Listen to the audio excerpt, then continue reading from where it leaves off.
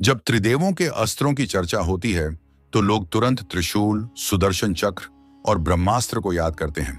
लेकिन आज हम उन प्रसिद्ध अस्त्रों से आगे बढ़कर बात करेंगे, त्रिदेवों के 9 ऐसे रहस्यमयी अस्त्रों की जिनका नाम बहुत कम लोग जानते हैं। ये अस्त्र युद्ध नहीं बल्कि सृष्टि के नियमों को बदलने की शक्ति रखते थे। कुछ अस्त्र समय, कुछ चेतना और कुछ भाग्य को नियंत्रित करते थे। पुराणों में छिपे ये रहस्य आज भी अधूरे हैं। सवाल है, क्या ये अस्त्र आज भी अस्तित्व में हैं?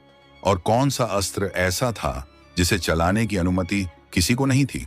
अंत तक बने रहिए, क्योंकि अंतिम अस्त्र का सच आपको चौंका देगा।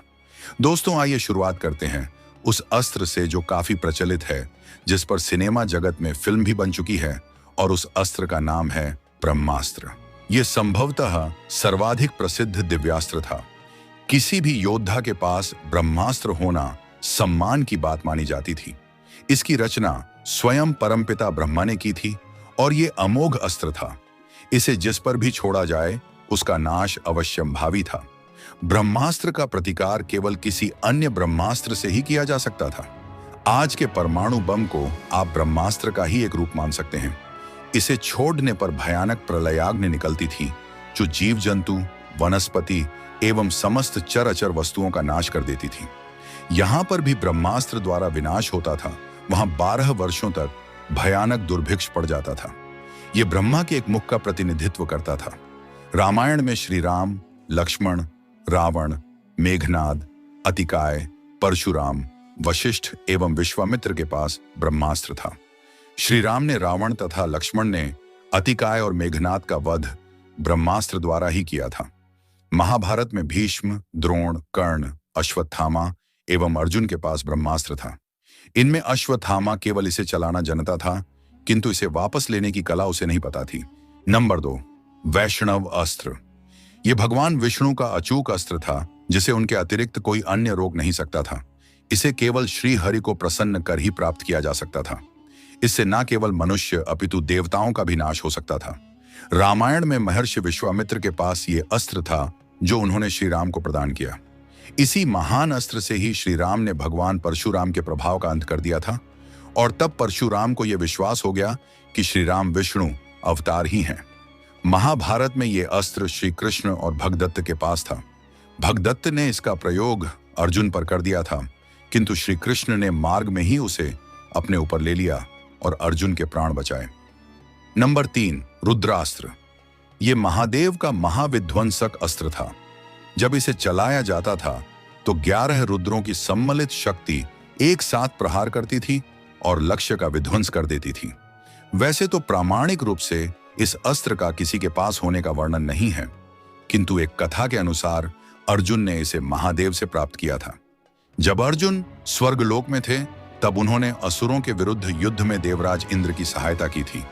उस युद्ध में देवता परास्त होने ही वाले थे। तब कोई और उपाय ना देखकर अर्जुन ने रुद्रास्त्र का संधान किया और केवल एक ही प्रहार में 3 करोड़ असुरों का वध कर दिया। नंबर 4, ब्रह्मशीर। यह ब्रह्मास्त्र का ही विकसित रूप था जो भगवान ब्रह्मा के 4 मुखों का प्रतिनिधित्व करता था। इस प्रकार यह अस्त्र ब्रह्मास्त्र से 4 गुना अधिक शक्तिशाली था। यह अस्त्र इतना सटीक था कि इसके उपयोग से वन के बीच केवल एक घास को भी नष्ट किया जा सकता था। इसके किसी योद्धा के पास होने का कोई सटीक वर्णन नहीं है।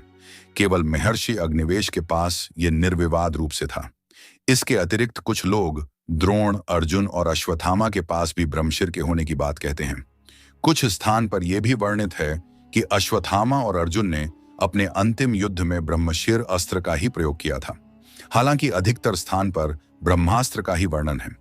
ब्रह्मशीर अस्त्र का निवारण केवल किसी दूसरे ब्रह्मशीर द्वारा ही किया जा सकता था, किंतु ऐसा वर्णित है कि जहां 2 ब्रह्मशीर अस्त्र टकराते हैं वहां 12 दिव्य वर्षों जो 4320 मानव वर्ष तक एक पत्ता भी नहीं उगता।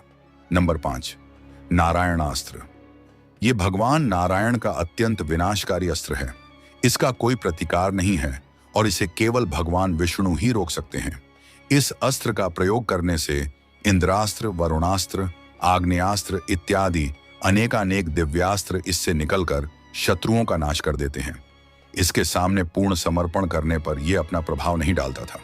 रामायण में ये अस्त्र श्री राम एवं मेघनाद के पास था। महाभारत में ये अस्त्र श्री कृष्ण एवं अश्वत्थामा के पास था।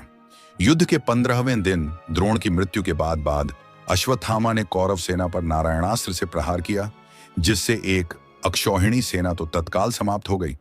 तब श्री कृष्ण के परामर्श अनुसार सभी ने उस अस्त्र के समक्ष समर्पण कर दिया, किंतु भीम ने समर्पण करने से मना कर दिया। तब श्री कृष्ण ने बलपूर्वक उनसे समर्पण करवाया और तब जाकर सबके प्राण बचे। नंबर 6, पाशुपतास्त्र। यह भगवान शंकर का महाभयंकर अस्त्र है, जिसका कोई प्रतिकार नहीं है। एक बार छूटने पर यह लक्ष्य को नष्ट करके ही लौटता है। कोई भी शक्ति पाशुपतास्त्र का सामना नहीं कर सकती। इस अस्त्र द्वारा ही भगवान शंकर ने केवल एक ही प्रहार में त्रिपुर का संहार कर दिया था। रामायण में केवल मेघनाद के पास यह अस्त्र था, जो उसे भगवान शंकर से प्राप्त किया था। उसने लक्ष्मण पर इसका प्रयोग भी किया था, किंतु महादेव की कृपा से इस अस्त्र ने उनका अहित नहीं किया। महाभारत में यह अस्त्र केवल अर्जुन के पास था, जो उसने निर्वासन के समय महादेव से प्राप्त किया था। महाभारत में इस अस्त्र के प्रयोग का कोई वर्णन नहीं है। नंबर 7, ब्रह्मांड अस्त्र। यह परमपिता ब्रह्मा का सबसे शक्तिशाली अस्त्र है, जो उनके 5 सिरों का प्रतिनिधित्व करता है। यह ब्रह्मास्त्र से कई गुना अधिक शक्तिशाली होता है और इसके प्रहार से पूरे विश्व का नाश किया जा सकता है। कई लोगों को एक साथ समाप्त करने की शक्ति इस अस्त्र में होती है। केवल ब्रह्मपुत्र महर्षि वशिष्ठ के पास इस अस्त्र के होने का वर्णन है। विश्वामित्र के विरुद्ध युद्ध में वशिष्ठ के ब्रह्मांड अस्त्र ने विश्वामित्र के ब्रह्मास्त्र को पी लिया था। नंबर 8, विष्णु ज्वर। यह भगवान विष्णु का सर्वाधिक शक्तिशाली अस्त्र है। इस अस्त्र के प्रहार से भयानक ठंड उत्पन्न होती है, जो समस्त चर सृष्टि की चेतना लुप्त कर देती है। इस अस्त्र का कोई प्रतिकार नहीं है। यह अस्त्र नारायण के अतिरिक्त केवल श्री कृष्ण के पास था। शिव पुराण एवं विष्णु पुराण दोनों में इस अस्त्र का वर्णन है, जब बाणासुर के विरुद्ध युद्ध में श्री कृष्ण ने इस अस्त्र का प्रयोग भगवान शंकर पर कर दिया था। नंबर 9, शिव ज्वर। यह भगवान शंकर का अस्त्र है, जिसे माहेश्वर ज्वर भी कहते हैं। यह महादेव का सर्वाधिक विध्वंसक अस्त्र है। इसकी शक्ति महादेव के तीसरे नेत्र की ज्वाला के समान है, जिससे क्षण में समस्त सृष्टि को भस्मीभूत किया जा सकता है। इसका भी कोई प्रतिकार नहीं है। श्री कृष्ण द्वारा विष्णु ज्वर के विरुद्ध इस अस्त्र का उपयोग किया गया था। विष्णु पुराण में विष्णु ज्वर को एवं शिव पुराण में शिव ज्वर को विजेता बताया गया है। ब्रह्म पुराण में वर्णित है कि संसार की रक्षा हेतु उस युद्ध को परमपिता ब्रह्मा ने मध्यस्थता कर रुकवा दिया था। तो इस प्रकार त्रिदेवों के ये 9 महान अस्त्र, जिन्हें महास्त्र कहा जाता है, संसार के सर्वाधिक शक्तिशाली अस्त्र हैं। इनके अतिरिक्त अन्य सभी महान अस्त्र दिव्यास्त्र की श्रेणी में आते हैं। वैसे तो दिव्यास्त्र कई हैं, जिनमें किसी एक को चुनना बहुत कठिन है। फिर भी 10वें स्थान पर आप महादेव के त्रिशूल, नारायण के सुदर्शन चक्र और इंद्र के वज्र को रख सकते हैं। आशा है यह जानकारी आपको पसंद आई होगी।